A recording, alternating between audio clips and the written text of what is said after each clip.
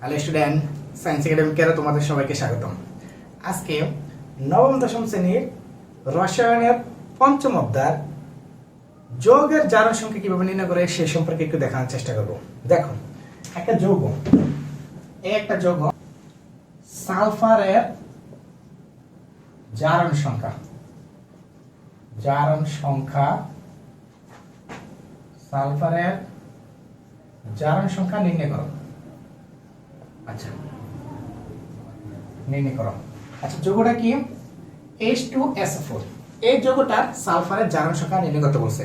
এখন সালফারের জারণ সংখ্যা নির্ণয় করতে গেলে আমার হাইড্রোজেনের জারণ সংখ্যা এবং কি অক্সিজেনের জারণ সংখ্যা জানতে হবে। এখন যদি আমি কি জিনিস সলভ করার চেষ্টা করি যে H2 কত, SO4 এর অর্থাৎ সালফারিক অ্যাসিডের কি জারণ সংখ্যা নির্ণয় করা হলো। সালফারের জারণ সংখ্যা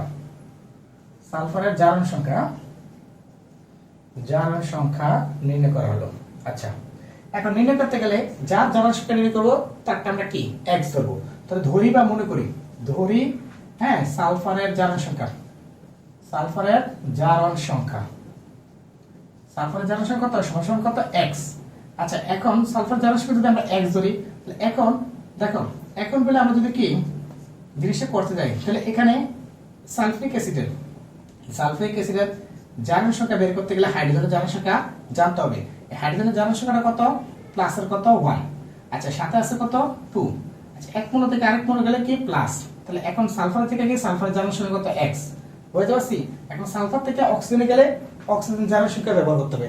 এখন অক্সিজেন জারণ সংখ্যা কত, মাইনাসের কত 2, সাথে আছে কত একটু 4, ঠিক না। এখন এই যৌগটার কি টোটাল যৌগটার উপরে কি কোন জারণ সংখ্যা আছে কিনা দেখো তো, বা কোন ক্যাটায়ন বা অ্যানায়ন সংখ্যা আছে কিনা। কোন ক্যাটায়ন বা অ্যানায়ন সংখ্যা নাই। যদি না থাকে তখন তার কি জারণ সংখ্যা টোটাল কি মানে 0। এখন আমরা ইকুয়াল করতে পারবো 0। কেন? এই যে টোটাল যৌগটার উপরে কি কোনো জারণ সংখ্যা নেই। যদি প্লাসের কি 2 থাকে বা প্লাসের 4 থাকে তখন আমরা কি ইকুয়াল প্লাসের 4 বা যেটা থাকে ওটা দেখবো।